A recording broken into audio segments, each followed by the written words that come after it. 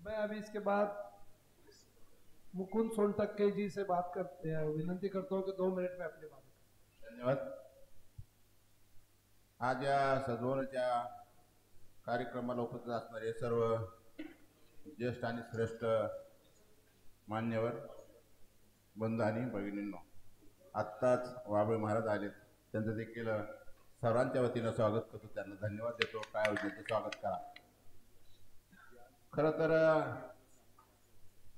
सद्भावना विचारमत हा जो महाराष्ट्राचा आहे तो उद्या देशामध्ये नक्की जाईल आणि देशामध्ये गेल्यानंतर जगामध्ये गेल्याशिवाय राहणार नाही असं माझं मत मला सांगतंय.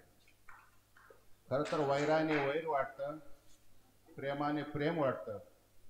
शत्रूला जो मारतो तो वीर होतो आणि शत्रू तो जे नष्ट करतो तो महावीर होतो.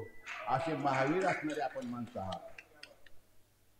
खरं तर साधू संतांनी आणि महापुरुषांनी सांगून ठेवलंय, आपणाशी जे ठावे ते इतराशी सांगावे, शहाणे करून सोडावे सकळ जन, कारण बुडती हे जन न देखवे डोळा, म्हणून येतो आंतरिक कळवळा. ज्येष्ठ आणि श्रेष्ठ माणसांनो, गावाकडे जा, जाती जातीचा सलोखा वाढवा. आपण गाडून घेतल्याशिवाय हा सद्भावनेचा वृक्ष होणार नाही. हे तुकाराम महाराजांच्या अभंगाप्रमाणे आपल्याला हे गाव तेथे शाखा, घर तेथे कार्यकर्ता हा सद्भावनेचा करावा लागणार आहे.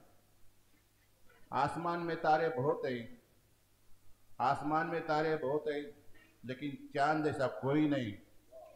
दुनिया में बहुत मंच है, लेकिन अपना मंच सारखा कोई मंच नहीं. ऐसा जमाना असो.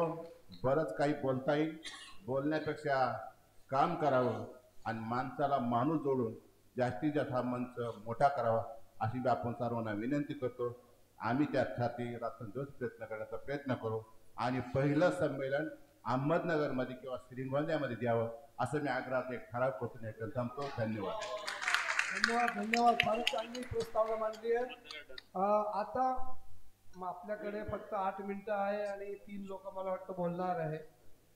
तर मी आमचे फादर जे वसईहून ते फार प्रयत्न करून इथे आलेले, संघर्ष करून, त्यांना 2 मिनिटासाठी त्यांना सांगतो की त्यांनी इथे आपलं मत मांडावं. Father Michael from Vasai.